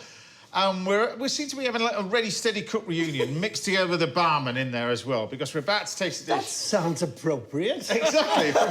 For one who's proud to call her a friend, since I met 30 years ago on TV, it's the fabulous Lesley Waters. Thank you. Wonderful to have you on the show as well. Great You're to be always here. full of energy as well. You're just you're coming here like a whirlwind. What are you going to be doing for us? What are you going to be Well, making? we're going to do something really quite classic. We're going to be doing chicken saltimbocca, which is normally done with veal, but I'm going to do it with chicken. We're going to be doing wet polenta. Nice. OK, and we're going to be using wild garlic, seeing as that's a theme, to flavour, rather than sage for the saltimbocca. Well, we're also going to be using wild garlic as well. I'm going to use it. Today's a wild garlic day. Except I didn't pick it naked this morning like this one. Well, you know. So what do you? So the chicken. I'll send first, you pictures later. so there's the thing. So the chicken breast that you're going to use. So the idea is to get this nice and thin, like a veal. Yeah, like a piece of veal. Try and get it as thin as you can. Now, with all of this, you'll see that I'm doing peppers, or should I say James is doing peppers. So you can explain to her what we've got in here. We're going to do a pepper jam, and this recipe is from my best mate, Chrissy French's mum, who was Italian, and she was called Mrs. French. Can you believe that? Yeah. And this is her recipe, and into that we're now going to add what gives it that sourness is the lemon. We're using an unwaxed lemon here, and we're just going to cut it in half, squeeze it over the peppers with the garlic, and throw the whole thing in. And that's what gives it the bitterness. Yeah, it gives it the bitterness, it gives it the sort of sharpness and the perfume of the you lemon. you leave the whole skin. You leave the whole, so it's important that it's unwaxed. Sugar? Okay? Sugar going in, and a bit of chilli, but you can use dried chilli. Then, James, I want a cartouche on the top of that. Cartouche, we're going old school now. Did you put olive oil in, darling? Not yet, not yet. Right, olive oil going in, and then you just put that on top of a sort of lowish heat. Cook it for about 45 minutes until the peppers are drippingly tender and gorgeous. Then you remove bit like myself. Bit like yourself. Then you remove the lemons and reduce it down till it goes sort of jammy. Right, OK, so now, James, what we're going to do is we're going to prepare this. So if you want to do one with me, we're just going to, if only I could open the bag. I'll open it. You take that one. OK. So what we're going to do is, normally you would put... they're very quiet, aren't they? Sage. Are they feeling all right? Well, Sage. Merlin's thinking for his bar menu that he's about to, you know, if you wet pub at the moment, but he's thinking, I might give this a go. But... Actually, this dish is from Rome, but apparently originally from the outskirts of Rome. So if you didn't want to do the single-use plastic, I know the plastic bag works. You could do it with paper, You could do it with greaseproof Yeah, paper. you could do it with greaseproof. So now, what we're going to do is just take the ham and just wrap it over like that. And if you do that one, beautiful. I normally say 2 to 3 slices, depending on how big you've got your chicken, really. Yeah. I'm just going to wash my hands now, just very, very quickly. It looks super tasty already. What's that, darling? It looks super tasty already. Yeah, and it's really, really, really simple. You do need olive oil and butter. I never asked you this all the time I've known you. Did you ever get the urge to have a restaurant and do your restaurant? Do you know, we tried it out years ago, me and my sister, who's also a chef. Yeah. Do you know Richmond? I do know this. OK, there used to be a... is there a tiny bit more just for this bit here? There used to be a place called Mrs. Beaton's on the hill. So we hired it for 6 months and played restaurants. And at the end of the 6 months... Put you off for the rest of your life. No thanks. And I went back into teaching. But it was a really good thing to do because... So you put it neat side down, brilliant. Yeah. And you just want to get that a really gorgeous colour. I'm just going to wash my hands and then I'll season nicely. Where does the teaching idea from... I think when I worked for Prue Leith in a restaurant and then I went travelling, when I came back, I started working for Caroline Waldegrave, and she was writing a book at the time on healthy eating, and she was running the Elise Cookery School. Now, I was a bit of a young punk then, and I was too young, really, for the job, so I went off and did a bit more travelling. And when I came back, they were looking for a young junior teacher, and I was young and junior, and I got the job. And I stayed there for about 8 years, and I have to say it was probably one of the happiest times. Is that what got you into television in the first place? I never asked you that either, really. No, because while I was there, cable TV started, and they were looking for a young punky cook, and I was young and punky, and we had to then... I had to go and cook in this tiny studio in Shaftesbury Avenue, where the ceilings were so low I had to cook sitting down. Oh my goodness! Really... They were low ceilings. They were low ceilings. I need something just to pour this excess fat in. That would be one of those old great. Shaftesbury Road joints that used to be something Now, else in listen, the don't evening. throw this excess fat away, because I'm going to put that in the polenta in a minute, all right? But I do remember my first day on cooking, and the director looked a bit like John Cleese. I'm going to put in some masala now. If you haven't got masala, a medium sherry or even a fino sherry. Yes, just a little bit, darling. You tell me how much. So you were young and punky. Aren't punks supposed to be a wee bit angry and a wee bit sort of rebellious? I was a nice punk. I can just imagine you were like the happiest, smiliest, most vivacious punk, gorgeous punk on the planet, you know? You're very nice. So Right, this so what is have we got now here, going then? to cook. So you want for a that bit. gently simmering away now? Simmering away. Now, we're going to do wet polenta. Wooden spoon. And what you're going to do, this is stock. Polenta is cornmeal. We're going to do wet polenta, but I'm also going to talk about grilling polenta as well. OK, so rein it in slow, baby. OK, off you go. OK, so keep stirring. I'm using just a chicken stock. You could use vegetable stock in some parts of it. You can just use water. Because they finish it with loads of parmesan, don't they? They do, and that's what we're going to do. And I think we might be there, darling heart. OK, let's just have a little look. I mean, anything that uses that Maybe much just cheese. a touch more. I don't want it too thick. I reckon that is about there. Oh, brilliant. Well, my recipes do work. It's such a relief. Right, big dollop of butter, your I was favourite. queuing up for that one, but it does take quite a lot of butter, this, doesn't it? So, Yeah, oh, more than that. I know, I was going to say more than that, yeah. In a way, That's you know, lovely. you had a head start on us traditional chefs for your telly career, because to a certain extent, when you're in a cookery school, you're kind of presenting already, are you? Did you feel that? Yeah, Was it did similar? actually. Yeah, it did actually really, really help. And we had loads of guest chefs come into the cook school, and so I was just so lucky to. It's very good for you, this, by the way. Okay, but you do need to season it, because you wouldn't have pasta with nothing on it. It's the same with polenta. Well, you mentioned the grilling part of it. This is when you just leave it and then grill it if you wanted to go cold? Yeah, well, I always make too much, because I'm going to show you the reason why I always make too much. So what we're going to do now is just finish it off with loads of spinach. The other cheese I use is dolce latte in there, which is really, really beautiful. You get the dolce latte torta, which is the layer of... Is it mascarpone, I think they're putting in? Yeah, oh, God. Yeah, I've never liked that, but dolce latte on its own, yeah. That's your thing, is it? cheese, Yeah. Fine cheese, yeah, it really is. OK, I'm going to use up this little bit of wild garlic here. The chicken should nearly be done. What you can do if you want to is you can finish it off in the oven while you make the sauce. Right. Which I think we might do, actually, if we can just pop that onto Pop it onto a tray, yeah. Pop it onto a tray. Here, mate, I've got one there. That's all right, I'll do that. And I'll do that, and I'll season this and just make sure that I'm happy with that. I'm just going to take that off the heat So now. the chicken we're just going to pop in there and just flush it back in the oven. Meanwhile, you want this sauce... You're going to bring this sauce down? Yeah, I'm just going to reduce the sauce down a little bit, Okay, OK? So we're almost ready to serve. So let's now look at those peppers, and we can just heat them slightly, that have just cooked down. You want to remove the lemon now, because it's kind of done its job. So we're almost there. Listen, once you've made this I'm loving jam, this, by the way. Yeah, I got that in France, actually. I'm going to do a big serving of it. Here we So are. the plenty... So, like you were saying with the plenty, you just allow this to go cold on a tray, Yeah. and then you can either pan fry it or grill it. You can grill it the next day, put it in a griddle pan. I often have it with roasted vegetables, which is really, really nice. On the barbecue is lovely as well. On the brilliant. barbecue is really, really lovely. Right, let's have a look. Oh, that's perfect. Happy with that? You're good at this, aren't you? Well, just trying. Do you want that in here? Hang on a second. Let's just have a little look at this, which I think is almost there. If you could just move that off, I just want to get this sauce reduced. Sorry. And that needs to go on really nice and high. Let's just have a look at this. Oh! It's perfect. Tile, yeah, absolutely. It's perfect. Absolutely. I'm just going to finish that off there. Thank you, my darling. Perfect. Like that. It's lovely. Yeah, lovely. And just... Leave it on there. Yep. Yeah, I'm happy with that. Perfect.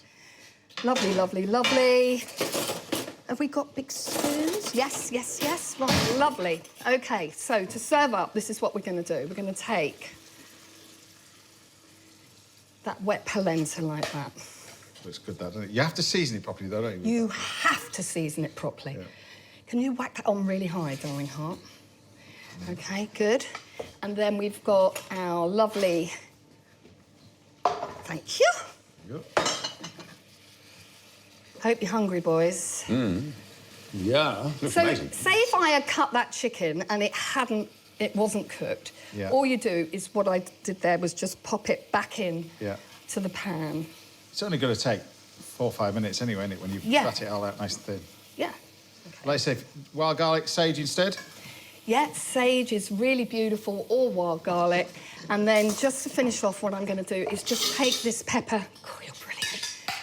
Take this pepper jam, which isn't traditional with this, but I'm going to do it. What the hell? Over the top, That's not ready for you. and just check I'm happy with seasoning. I'll put the balsamic in it. Happy? Very happy. Spoon that on. We're like a couple of Labradors here.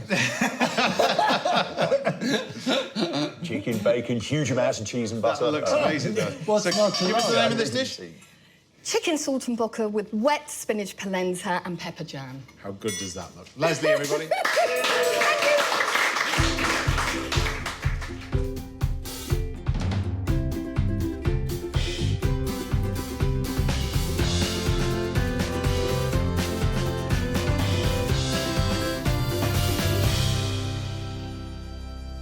Right, bon appetit, gentlemen. Woof. Yeah, look at that. Indeed. All in a bowl together. Proper I've got a food. little bit of chicken over here. This is the enjoyment, isn't it, when you stand back and watch everybody enjoy Wow, it. lovely. Cook it. Yeah. OK. I like polenta now. You kept that quiet, they didn't like it. Get it with all the bit. You know, there's a subtlety to it, yet the flavours are big at the same time. I mean, that's quite a skill, actually. Happy with that? Oh, more than good fun. Fantastic dish. There we have it. Lesley Waters, everybody.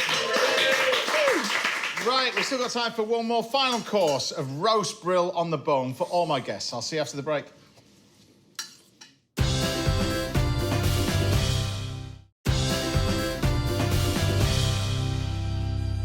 Welcome back. Sadly, it's the last part of the show. But I'm back in the kitchen with all my guests. Paul, Lesley, Merlin, and of course, Lucrezia. And for this one, I thought I'd do something really special because we've got all the seasonality of ingredients as well. So we've got amazing asparagus, we've got amazing wild garlic, Jersey roll potatoes, fantastic, and some beautiful line caught brill. So you can grab me a little bit of the veg oil there, first of all. That's going to go into the pan. And then going to take some butter and we're going to cook this really, really simply. Just going to roast it off in the pan like that. Meanwhile, Chefy over here has got some Jersey rolls over here. We're then going to drain those off, chop them all up, and they're going to work. So when you got fish like this, I think cooking it on the bone. I don't know about you, Yeah. Mr. Rankin and Lesley and Chico, but I think on the bone is I just. mean, on the bone would be my favourite, but you can understand how some people can't quite handle that. It's a bit too much for some people. You're probably used to that because of your Italian I can background. take it. Yeah. I can take it anyway. That looks amazing. But roasted on the bone, absolutely delicious. It just tastes so much better when it's cooked on the bone. I think so. Saumonier, you know, classic. Mainly, I think it keeps the moisture, don't you think? I think Yeah. more than anything else. Yeah, and... Yeah, it's just better. Yeah, it's just better. It's just better. Narrows it down, doesn't it, really? But look, Says it all. what I've done is I've pan-fried it on the brown side. So this is the underside, the skin. You colour it first of all, and then what we're going to do is remove this flesh off after it's cooked. So you're not going to eat this. We just peel it off and then serve it with everything else. All right. So the gubbins that I've had from this, there you go. So the bits and pieces that I've had from the bones that we've had left over, He's eating the potatoes, by the way. I've made a little stop. He's eating them. Were you one of those girls at school? This is a mess. He tickled me. He's eating them. Sorry to interrupt. I just thought you wanted some left for us. But tell you, These are the Jersey roll potatoes. I think these are. Very I know nice. you love your potatoes in Ireland. Oh, yeah. These are Irish potatoes that went to Jersey on their holidays. But the Jersey rolls are amazing. So this sauce I've in here, I've taken the bones from the fish. So I've taken the head, the bones, the tail, the fins, all the skirt all the way around the side, and I've just basically made a stock. 15, 20 minutes, that's all it takes to cook. Fill it with cold water. You've got bay leaf, you've got peppercorns, and we've got some a little bit of shallot in there, and this is going to be a nice little sauce. Because with that, I'm going to reduce this sauce down, and I'm going to make this amazing little Prosecco sauce, a little homage to Italy, why not, as well? Because you're looking at your family tree, you're from all over there. You're from all over there, Yeah, yeah? I'm half Italian. I'm a quarter Irish. And I'm a little bit Ukraine, a bit Polish, a bit Spanish, and a bit French. Wow. I think that's everything, yeah. Fabulous. There's a serious mix. I know. But we talked earlier about your career. Do you get time much to travel now, I suppose? Yeah. What, on holiday? Yeah, but for work and stuff like that, because we see you in the studio now. Is that where you A lot of the time I am behind my little desk in the studio, you? in my green screen But studio. I didn't realise this. I thought Not this like was... this. I thought this was real behind you. It's just a green screen. It is green, so they could really put anything going on behind me. But it means I can never wear green as well because I disappear. So you just get that floating head thing, like don't this. you? But I get to go away a little bit. I get to go away. I do some stories on assignment and things like that, and got to go and do a story in Ibiza, which was great. You know, is there a nerve-wracking version with the 6 o'clock or the 10 o'clock? Is there which is the one that you must get nervous? You must get nervous. No, I mean, look, yes and no, but well, mainly no, actually. Could you get nervous Yes doing and no, this? but maybe no. Oh, no, do you get nervous doing this? 'Cause this is what you No, do. because the only time I got nervous was when I did Strictly. But that's out your comfort zone as well. nervous when Paul Rankin. Sometimes when I'm on. Exactly. Always when he's on. Well, when you're out of your element, out of your comfort zone, right? So when I did Dancing on Ice, they would constantly say, it must be really weird being out of your comfort zone. So I was like, oh, yes, actually, it is a bit. But I guess when you do it for this is your job and you're doing it every day, then you're not nerved. You don't have, and if you prepare and you know what you're doing and you're professional and Well, I'm like that till Lee comes on, and then it all just goes out the window, you see? But, right, so the key to this really is the fish that we got in here. Look. So this is the beautiful bit of fish. So this is how you simply roast it. Oh, wow. Like that. And then you've got this beautiful bit Lovely. of fish that you roasted on the bone. Oh, it smells gorgeous as well. I think that's really Sorry, good, do you everyone think? at home, you can't It's smell always this, amazing but- how quick it is to cook fish in the oven as well, compared Well, I to doing think meat. because you've got the residual heat from the pan, I think that's the key to it. Now, if you can open me the Prosecco, that would be great. Chef, if you can season that sauce and start to finish it all off, because I'm going to pop this in just in another minute in the oven. That's all it Have you needs. ever done it with a Prosecco sauce before? Because you've normally used like white wine or something. Is this new? No, Prosecco sauce, it's fine. It's just you've got a little bit of acidity in here, which Yeah. works really well with this, but I would add that right at the end. So reduce that down. I've had plenty of butter. Just needs to come down a little bit more, I think. So we reduce it all down to intensify the flavour of it. That's the key. I'm going to whack a little bit more butter in, maybe. That's all right. too, so I'll thicken But it up. either way with this, you can make this all in advance. That's the great thing. So the thing about this, we cooked this. See, the asparagus is cooked with a tiny bit of water, a little bit of butter, and salt, pepper, and a little bit of wild garlic's gone in there at the end. But you'll be amazed at the amount of butter that goes into this sauce. I wouldn't. Yes. I've watched this show before. We wouldn't, James. We know you. The French call this Monty au beurre. That's what Your last book. Yeah, sorry, maybe that was a wrong thing to say. Yeah, I think it might. But you know what I mean. But There's no gluten in it, though. Well, let's go. I can eat it. It's all. But there's a chef that comes on the show, a guy called John Williams, who's the head chef of the Ritz, and he uses more butter than I do. No. Without a shadow of a yeah? doubt. Yeah, without a shadow of a Okay. doubt. It's more or less equal quantities of stock to finished sauce to butter. Well, that's a challenge. So isn't it is a challenge, but you get this heavily reduced thing. You can put a little bit of lemon in at the end, and then what we're going to do is then going to take this, and then this comes out. Here we come. I used to have a chef who used to drink this from the... We used to have little tiny sauce pots. I mean... And they had a little sort of... Like a lid. little spout on them. Yeah. We And could I'd do- catch him, he'd be like this, We could do little shots. man. drinking it. Melted butter. Yeah, shots. There you go. That's another one. There's a chef I know that did a cocktail once with lamb fat, distilled lamb fat. Nice. What do you know about that? No, Slightly don't eat different, meat, but so yeah. no. Did you like it? Slightly odd, but you know.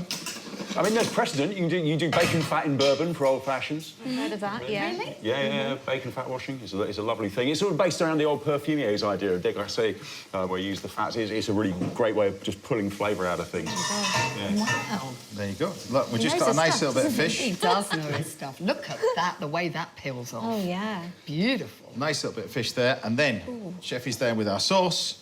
I'll grab the plates. Guess we've got plenty of guests on today. We need plenty of plates. Chives are going to... Happy with that, Chef? You've never had one. Chives going at the last minute. You're in for a treat.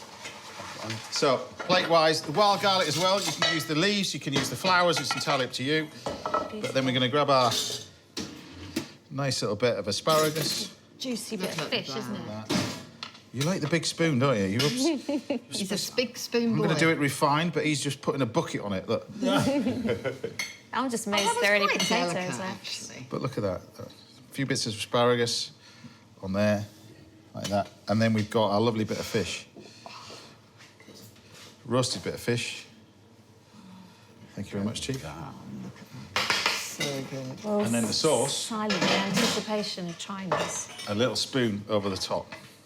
So this Make is it look so Prosecco lovely. in at the end. Sauce over the top like that. That's Together. good, classic, old-fashioned. That is classic, eh? I mean, that's... But classic- A lot of young chefs would think, oh, that's not a Michelin star dish. That's Oh, yeah. absolutely Yeah, a Michelin yeah, star yeah. dish. That's the real deal, this Look stuff. at This is the real... It's not a Michelin star portion, though, which I'm appreciating. You're at my house, it's a portion. But there we have it, ladies and serious gents. Leave it there, Chef. There you go. There you have it. My roast brill on the bone with Jersey roll potatoes, asparagus, and a topic of conversation that I've got no idea what it involved. But there we have it. Done.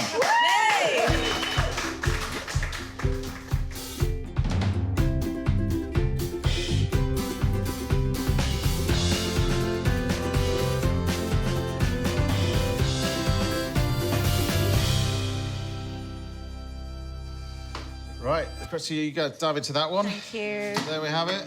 And it's a very overused system, but this is what I would call our name. I would say this is proper food. Proper food. Proper food, you know? Proper grub. When you get fish on the bone like that and simply cook it. Grilled turbot halibut. It's interesting when you work as a chef in a restaurant. You can tell the foodies by what they order. And I always think you can spot a chef in the restaurant by what they're ordering. You know what I mean? And if there's ever that on the menu, then that's... And honestly, when you Don't see... like it? You don't like I it? don't like it.